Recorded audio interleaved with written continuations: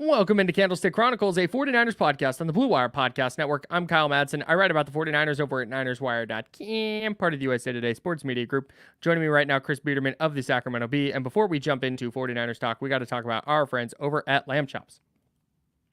It is our favorite clothing company. It is the official clothing brand of Candlestick Chronicles.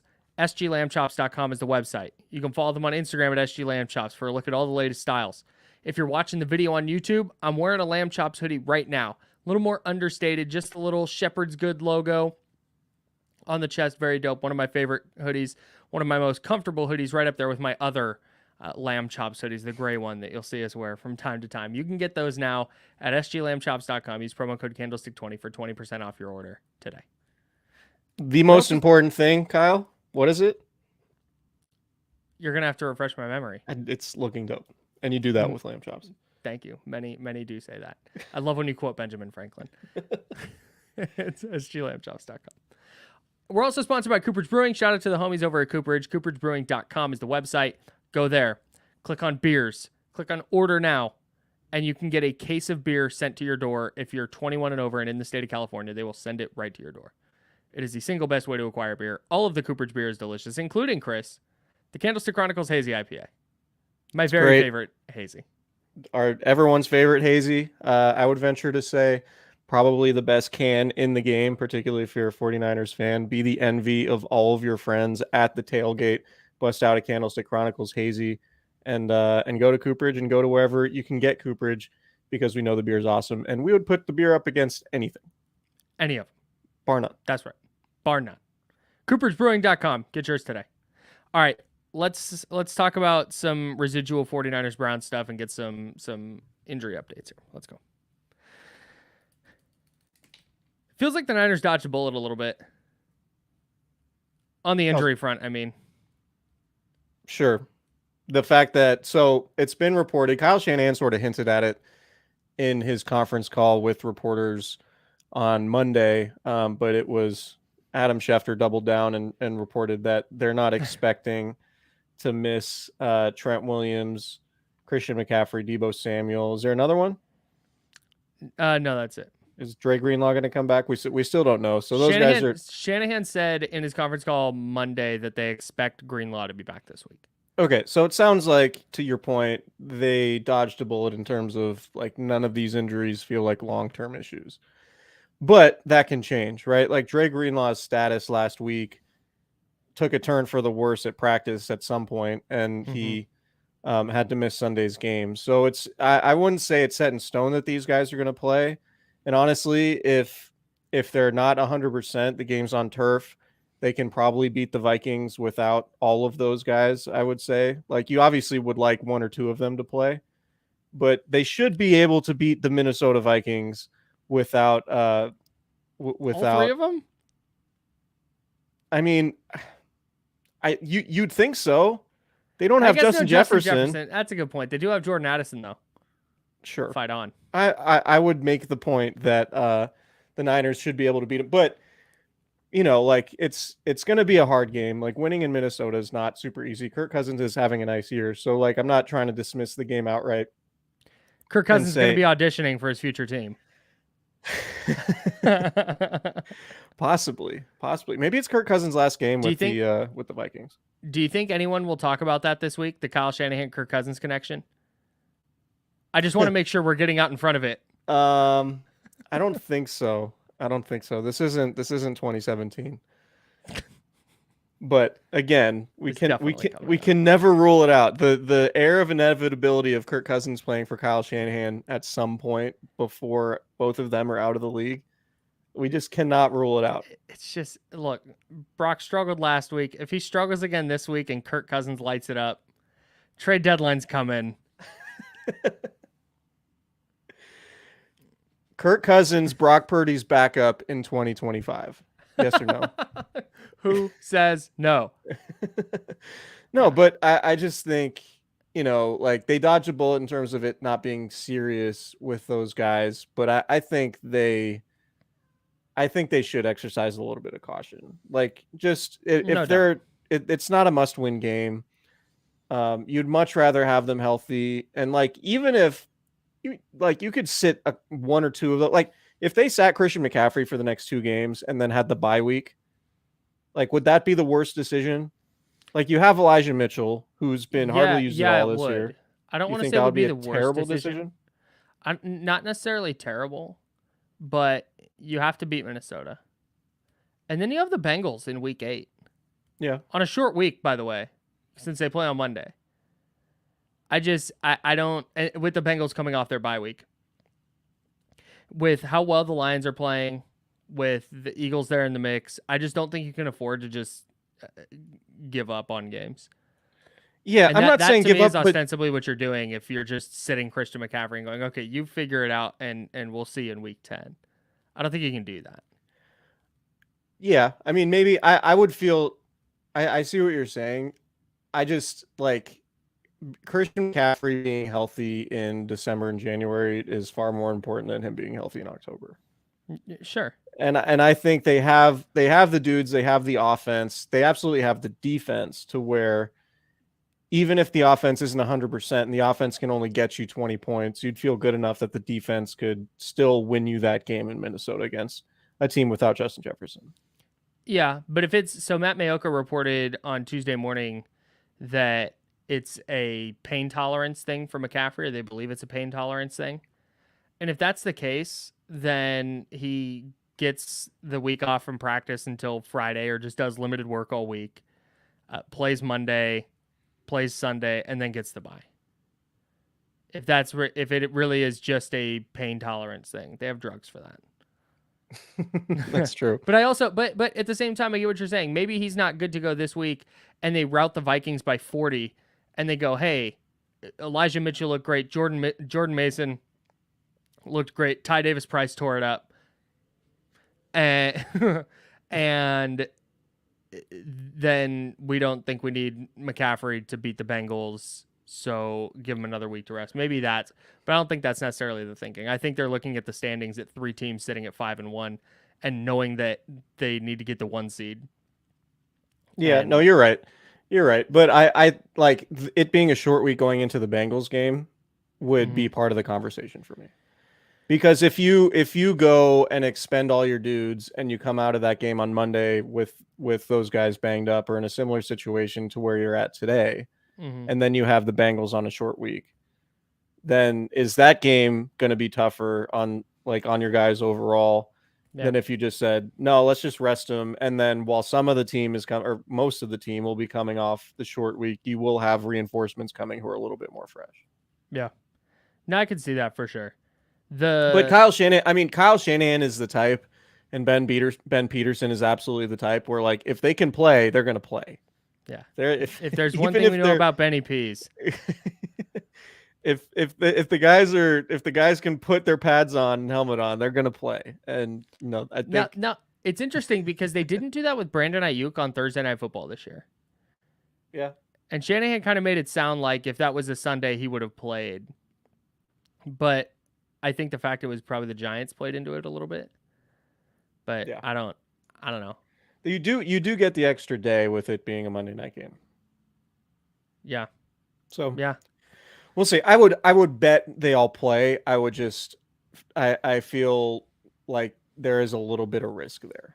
And like injuries overall, I understand what Mayoko's saying, but like I've never really believed the idea that like, oh yeah, he's just got to play through the pain. He's not going to hurt it any worse. Right. And it's like, okay, but like when guys are playing with injuries, they're compensating for things. They could get hurt elsewhere. Yeah. They might I think it's more just like it's not a sprain that's a slight tear that could become a bigger tear if they play it wrong. But I totally understand what you're getting at. If you're not moving the same, you make yourself susceptible to getting hurt in other ways. Yeah, exactly. Like a hit that you could potentially avoid because you're really shifty and good. You're gonna take that hit. I think then they should just run the play where Christian McCaffrey just doesn't get hit and scores a long touchdown. Yeah, where was that on Sunday? That's called game planning. What was Kyle Shanahan doing? Just call the touchdown play. Hey, do you know who wasn't doing anything? George Kittle. That's him. One catch The and bit 1 doesn't yard work for our there guy. because nobody played well. Like you can't even do the bit like, dude, but he blocked his ass off. They ran the hell out of the ball. Like, nah, it just kind of. Yeah. Well, maybe he'll be active well. this week. Maybe we'll put him on the 46. Maybe the whole offensive line will be active this week. That'd be big time. That'd be big time. Be Maybe helpful. Jake Moody will play. That'd be big to have your. Yeah, they drafted him in the 3rd round. They might as well play him. Give him a little burn. Oh man. Tough But scene. I ultimately, like, big picture, the fact that it wasn't a high ankle sprain for Trent Williams Yeah. and it wasn't a shoulder separation or a collarbone for Deebo Samuel, and it wasn't broken ribs. So it might be broken ribs for Christian McCaffrey. It wasn't, I don't know, an oblique injury that was going to require surgery or something like that. I think is pretty miraculous that you had 3 injuries to key guys and they all have a chance to play next week. Yeah. That's a pretty significant deal. I was looking today and, knock on wood, but I was doing a piece for Niners Wire, just looking at the Niners IR and kind of where it's at. I had forgotten they've barely put anyone on IR this year. They put Cameron Latu there before final cuts. He's done for the year. But then Robert Beal and Danny Gray both went on after making the 53. And then Sam Womack went on in week 2 or before week 2. And that's been it. It's just such a stark contrast from where it was last year when I did a similar post last year and it was like 14 names. The only starters to miss games completely so far is you had Brandon Ayuk in that week 2 game against the Giants, or sorry, week 3, and then you had Dre Greenlaw on Sunday, right? Yeah. Mm-hmm. So they have been super healthy. So I will say on Trent, like, it is turf. Williams or Taylor? Williams. I'm unsure of Trent Taylor's injury status. We can talk about him maybe when the Niners and Bears meet up in the playoffs. Possible trade candidate? Hey, never know. No, just kidding. Trent Williams, like, playing in the NFC Championship game 2 years ago on his bum ankle, he said, I think the following season, or like I think it was the following off season after that game, that he kind of regrets playing because he was compromised to the point where he just was a detriment to the team. Right. Excuse me.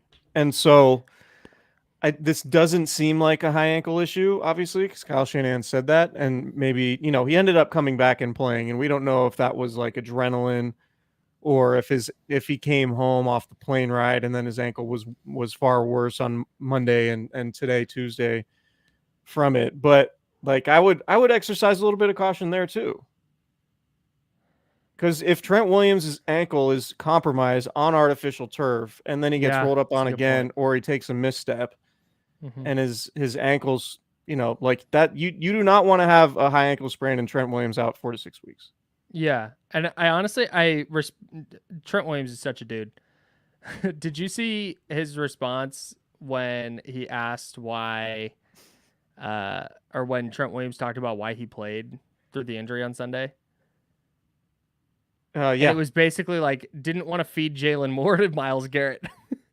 You know what? I kind of respect it. Myles Garrett unequivocally was the best I've seen anybody play Trent Williams since he's been a 49er. Dude, it was unbelievable. Yeah. Myles Garrett's an alien. Yes. He's the defensive player of the year. Whether he wins it or not, he's the best defensive player in the NFL right now. He was more impactful than Nick Bosa was in the game. Not even close. Yeah. Wasn't even close. All right. Yeah. So, someone in our YouTube chat, youtube.com/@Candlestick Chronicles podcast, asked Jamie Tom? Jamie Tom? Is that what that is? Yep. Or I'm it, asked what my cat's name is. This one sitting here who just made an appearance on the live stream. This is Catrick Willis. Yeah. Great. Glad we Trent Williams is getting worked by Myles Garrett even before he got hurt, though. Yeah. And I know that was still early in the game, but yeah. Myles Garrett's very, very good. Yeah. So anyway, I'm not saying he should or shouldn't play. I'm just expressing a little bit of concern because, like, When your ankle's hurt, it tends to be a little weaker and it's more prone to twisting. And when you're playing on artificial turf, anyway. As someone who's turned their ankle, let me tell you. Experience in this matter? Yeah. I wore low top Vans today for the first time since I was, 12. And I walked out of the radio studio, no big deal. And just ankle just rolled it. There's not a step. There's not like a change in like tile to carpet. There's nothing. Not even anything to go around. No obstacles. Just ankle turned. I felt like Trent Williams in that moment. Yeah. I wouldn't have wanted Jalen Moore to produce my radio show after that either. At least they looked like sneakers, though. Boy, that's what a pull. Wow. Yeah, I don't know. I don't have anything else on injuries. We'll see. Their first day of practice isn't going to be until Thursday this week, so they do get some extra time. And just carpet. And so yeah, Kyle Shanahan will talk about it on Thursday. I would imagine those guys do not practice on Thursday, or at least I would say Trent and McCaffrey don't practice. Debo probably in a blue jersey. Yeah, and Trent Williams and Christian McCaffrey might have gotten veteran rest days anyways. Yeah, they don't really practice first day of the week, or at least Trent doesn't. Yeah, so I would agree with that. And then they go limited Friday, and then maybe a full or limited Saturday. Yeah, they're all going to be questionable. Yes. Are we confident in saying that? Yes. Got to maximize that competitive advantage. Mm-hmm. Vikings heads spinning right now. Yeah. Do they prepare for Jalen Moore? Do they prepare for Trent Williams? It might move the line. Brian Flores just staying up at night watching Jalen Moore tape and Ty Davis Price tape. Dude, I've got TDP on my bench in my Dynasty League. I'm just waiting to unleash him. Could be a big night for him. Can we talk about the idea, and I've seen it floated, that, there's a silver lining in the Niners losing, and that, maybe it's good that there's some element of it's good that they got humbled a little bit or whatever.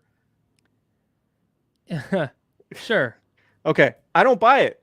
I don't either. I'm not buying bad, any of it, bro. I'm not buying any of it. They're not the Texans. They're not the Texans where it's like, oh, they lost, but man, D'Amico Ryan's got that defense playing well. Like, nah, man, we're past that. This is a veteran team, right? They don't need lessons in like, oh man, it's good that it's good that they ate some humble pie.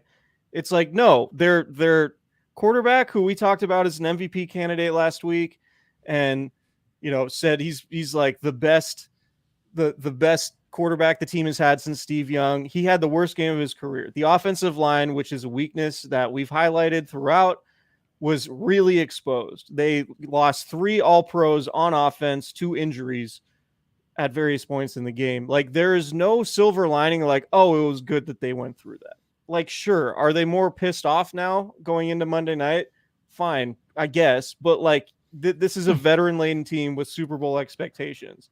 There's no world where like, oh yeah, it's a good thing that they lost because they, now they've humbled themselves a little bit. I just don't buy it. It's a good thing that Jake Moody missed that kick, because now he knows it's a to great make him in thing that situation. That their third round kicker now missed a kick and has his confidence zapped going into a Monday Night Football game. I love the idea that the 49ers woke up Monday morning and they were like, oh my God, yo, we need to win next week. We thought you didn't need to win, but it turns out, lesson learned. Learned. This team's well beyond lessons like that. I'm totally with you. If you want to try and say for like Brock Purdy individually that, hey, there are now learning things that he can take from this game, I guess, but I don't necessarily buy that, because you can learn things without completing 44% of your passes and throwing a terrible interception. Yeah. Like that interception was just an inaccurate ball. It's not like he made a wrong read or they tricked him. He just made a bad pass. You don't Right. learn much from that. Right. And it's not a good thing that, like, oh, Brock Purdy didn't do well in inclement weather and the weather seemed like a real factor, when it's like, all right, maybe they're not going to be the 1 seed, and maybe they do have to go win a game in Philadelphia, and maybe there's snow and sleet in late January, and, like, there's no upside, there's no silver lining in that. We can talk about Brock Purdy in a second too, but I want to make one other point on the silver lining thing. Please. The Eagles losing and the Niners, quote unquote, not losing any ground, like, miss me with that too. Just completely miss me with that. When the final standings determine the seeding, and if the Niners aren't the number 1 seed, we can look at all of their losses. They'll probably have more than one, and say, wow, those losses are the reason they're not the 1 seed. But at least they didn't lose any ground in week 6. Imagine you win $1 million. Like, it's so idiotic to me. Imagine you stumble upon $1 million. You're walking down the street and there's a basket and it says, for you. It's $1 million. You're like, wow, I have this $1 million now. And on your way home, somebody robs you. They say, that's my $1 million now, and they take it. You're not going, hey, you know what? I didn't have $1 million when this walk started, so no biggie. I didn't lose anything. Like, nah, man, you did. If they're the 2 seed, if you have like somewhere you could put that cat. Did your cat just unplug your microphone? I was on mute because I was trying to get him the hell out of here. Oh, got it. Yeah. Anyways. No, but I just, they didn't lose any ground because it's a good thing that the Eagles lost from the Niners perspective. But to say, like, oh, the Niners loss matters less because they didn't lose any ground, just, like, doesn't track. There's no actual logic behind that. The Lions are now in the mix that they're tied with. They could have been 6-0 with the Seahawks at 3-2. They could have had 2.5 games up on Seattle. The loss mattered, dude. But they haven't lost in 15 games, and they haven't lost a close game since like week 3 of last year. But they just lost. They got beat.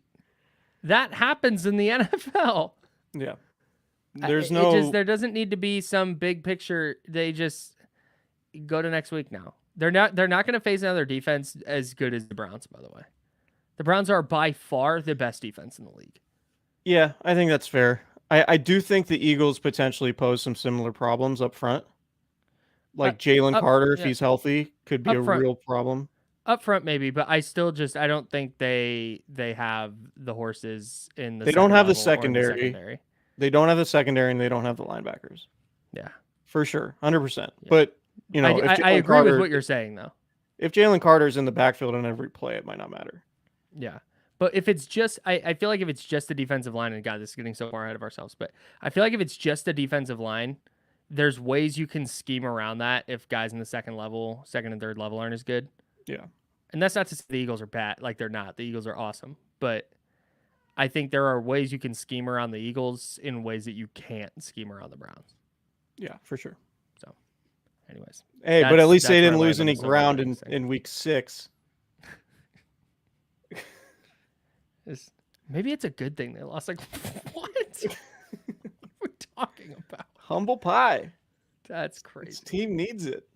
That's great. My problem with that take specifically, and the reason I cannot have that take, is because week 1 they went into Pittsburgh and they just demolished the Steelers, right? And then they do the same thing in the second half of week 2 against the Rams, and then they smoke the Giants and the Cardinals and the Cowboys. And the thought was, this team is so dialed. They are so focused on what they need to do that they are just a machine. They are a T-1000 right now. They are just going to mow down everything in their path. They are the buzzsaw of buzzsaws. You can't say that and then also be like, yeah, well, they got complacent. Because that flies in the face of everything that you thought of the previous 5 weeks. Yeah. I just don't think they're like this team. If you're a young, inexperienced team that hasn't gone through 3 deep playoff runs, and experienced everything the 49ers have gone through. And like, this team more than any in the NFL knows the value of seeding, right? The only time this Yes. group has gone to the Super Bowl is when they were the number 1 seed. Yes. And that's their goal this regular season, is to be the number 1 seed. There's no silver lining in losing a game that you probably should have won. This wasn't it, and it wasn't they tossed their helmets on the field and got punched in the mouth and they weren't expecting it. And, oh my God, they just lost to a worse team. I know the Browns defense cooked. Yeah. And then the Niners had some guys get hurt.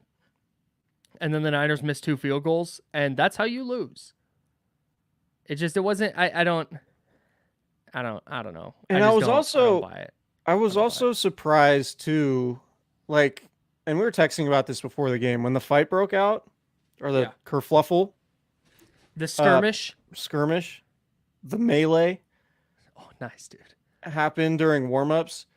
It felt like, man, why is Cleveland trying to rile up this team that could be sort of sleepy on a 10 a.m. start after a big win last week? Like, why would Cleveland want to poke the bear? But the Browns were the team that was more pissed off.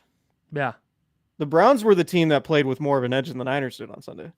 Yeah. That was pretty clear. And I thought that was surprising because you think about that stat last year that every team the Niners played lost the week after because the Niners, issued this physical punishment on their opponents last year. In my mind, I was like, damn, the Browns picking fights with the 49ers, if that's how it actually went. We don't know. But if the Browns tried to fight the 49ers and riled them up, you would think the Niners would be the team that comes out and, all right, we're just going to demolish you now. Right. And that's clearly not what happened. It was exactly the opposite. Yeah, I'm sure they wanted to, but they couldn't. Yeah. So yeah, there's no silver lining in that game for me. What if after all this, I was like, you know what? Maybe it's a good thing they lost. Hey, Jake Moody got it out of the way, man. He can roll now. Got it out of his system. It's like, no, that's not how it works. Yeah. He was trying to make the kick. He wasn't trying to miss it to get it out of his system. At the same time, big picture, I think they're fine.